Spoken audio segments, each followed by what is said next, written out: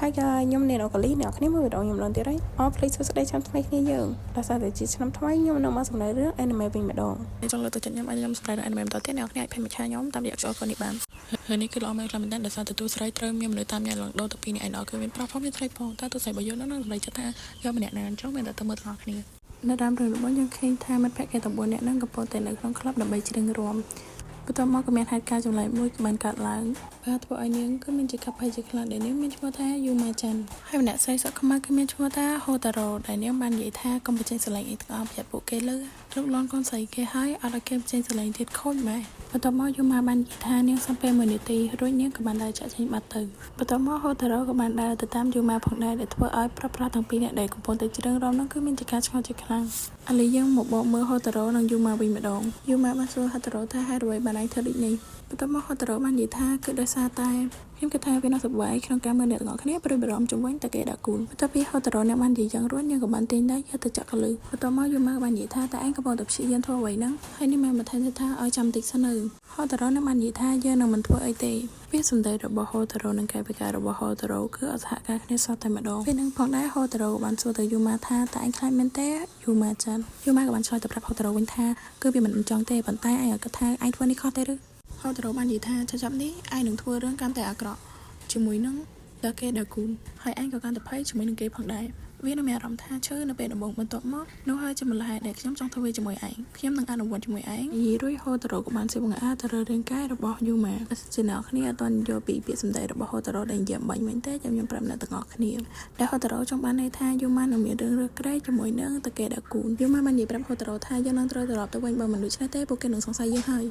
យហូតារ៉ូបាននិយាយថាតើវាឯងទៅរួចទេតែឯងកំពុងតែរំភើបយូម៉ាបាននិយាយថាអត់ទេនោះវាមិនមែនទេហូតារ៉ូបាននិយាយថាហេតុអ្វីឯងពិតជាគួរឲ្យស្រឡាញ់ណាស់យូម៉ាចាន់កាលមក14នាក់គេកំពុងតែជួបគ្នាវិញម្ដងដែលបរិបទដែលមានសពបរិបទនេះគឺគេមានឈ្មោះថាតាកេដាគូនក៏បានសួរទៅថាពីអ្នកហ្នឹងកំពុងធ្វើអីមិនបានយូរម៉េចហូតារ៉ូក៏បាននិយាយពាក្យសំទោសហើយបាននិយាយថាគឺដោយសារតែយូម៉ាហ្នឹងកំពុងតែតែងខ្លួនសម្រាប់ដាគូននឹងឯងយូម៉ាលេងយើងគឺខំមកហើយក៏បានសួរថាឯងកំពុងនិយាយណាឥឡូវនេះដោយសារតែយោបាយពួកគេក៏ត្រូវបែកគ្នាទៅតែរៀងខ្លួនដែរដែលធ្វើបរិសុទ្ធសាបាននិយាយថាពួកយើងត្រូវបែកគ្នាឯងហូតារ៉ូនឹងស្អីដែរតែក៏បាននិយាយថាតែឯងកំពុងចាក់ចេញមែនទេខ្ញុំពិតជាឯកាណ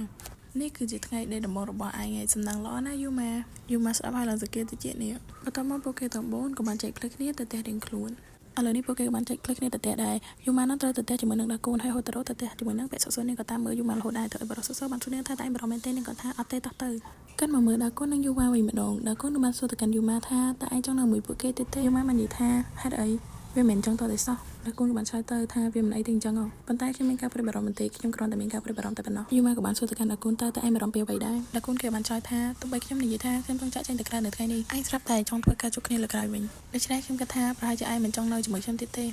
យូម៉ាក៏បានឆ្លើយថាអូនោះវាមិនមែនអញ្ចឹងទេដាគូនក៏បានសួរថាអញ្ចឹងអ្វីវិញយូម៉ាបាននិយាយថាព្រោះខ្ញុំមានអារម្មណ៍ថាភ័យនៅពេលដែលខ្ញុំនៅជាមួយឯងដាគូនបាននិយាយថាតែឯងគិតថាយើងកំពុងតែធ្វើអ្វីជាលក្ខណៈគូស្នេហ៍ជាមួយនឹងឯងមែនទេក្រោយពីនិយាយចង់ចប់ដាគូនក៏បានទៅចាប់យូម៉ារួចក៏ថាប់យូម៉ាតែម្ដងពេលត្រឡប់មកដល់ទៅវិញយូម៉ានៅតែគិតពីស្នាមថែបដែលដាគូនបានថែបនាងក៏គិតពីស្នាមថែបរបស់ដាគូនធ្វើឲ្យនាងនៅឃើញពីទង្វើរបស់ហូតារ៉ូដែលធ្វើចំពោះនាងផងដែរដែលបានឃើញពីទង្វើទាំងអស់នេះធ្វើឲ្យយូម៉ានាងមានជាការអៀនជាខ្លាំងហើយនាងគិតថារឿងនេះគឺវាពិបាកទទួលយកក្នុងពេលតែមួយមែនតើយូម៉ាកំពុងតែគិតពីដាគូននិងហូតារ៉ូតើពីអ្នកហ្នឹងកំពុងតែលេងសើចចំពោះនាងមែនទេដោយសារតែការកេងមលក់នាងក៏បានដើរចេញមកក្រៅនាងក៏បានឃើញហូតារ៉ូនៅក្រៅវេរ៉ង់ដាយូម៉ាដោយសារតែឃើញហូតារ៉ូកំពុងតែឈរនៅក្រៅបង្អួចតែម្នាក់ឯងនាងក៏បានសួរទៅកាន់ហូតារ៉ូទៅហូតារ៉ូបាននិយាយរបៀបខឹងទៅកាន់យូម៉ាថា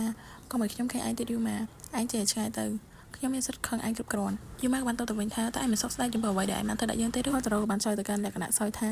ាអូខ្ញុំទុំទោសខ្ញុំមិនអាចគ្រប់ខ្លួនឯងបានទេប៉ុន្តែប្រតិកម្មឯងពេលនោះពិតជាល្អមើលមែននិយាយចឹងតែមានអ្វីកើតឡើងបន្ទាប់ពីពួកយើងបែកគ្នាយូម៉ាក៏បានឆ្លើយទៅគឺជាការថាដែលចម្លើយនេះធ្វើឲ្យហូតារ៉ូគឺមានការធ្លាក់ទឹកមុខចុះហើយនាងបាននិយាយថាដាគូនឹងគឺដើរលឿនពីអ្វីដែលនាងរំពឹងទុកខ្ញុំគិតថាគេពិតជាមនុស្សរ៉ូមែនទិកជាងខ្ញុំហើយខ្ញុំគិតថាគេនឹងមានចិត្តល្អជាងនេះហើយយូម៉ាក៏បាននិយាយទៅថាដាគូនឹងគឺបានធ្វើឲ្យនាងភ្ញាក់ផ្អើលទៀតផងដោយលើចម្លើយនោះធ្វើឲ្យហូតារ៉ូនឹងនាងកាន់តែចង់ដឹងហើយនាងបានសួរថាតើការថែបគ្នាបែបណាទៅហើយបានបន្ថែមទៀតថាតើគាត់មានប្រើអណ្ដាតរបស់គាត់ទេឬសំណួរនេះភ្លាមយូម៉ាគឺមានទីកភ័យជាខ្លាំងហើយនឹងក៏បានឆ្លើយភ្លាមទៅថាគឺគាត់បានធ្វើអញ្ចឹងទេវាគ្រាន់តែជាការថាបធម្មតាទេហើយត្រូវបាននិយាយថាអេយូម៉ាតើអ្នកមានអ្វីនៅលើមុខយូម៉ាលើអញ្ចឹងនាងក៏បានយកដៃរបស់នាងជូតមកហើយត្រូវបាននិយាយថាគឺវាមិននៅត្រង់នេះទេ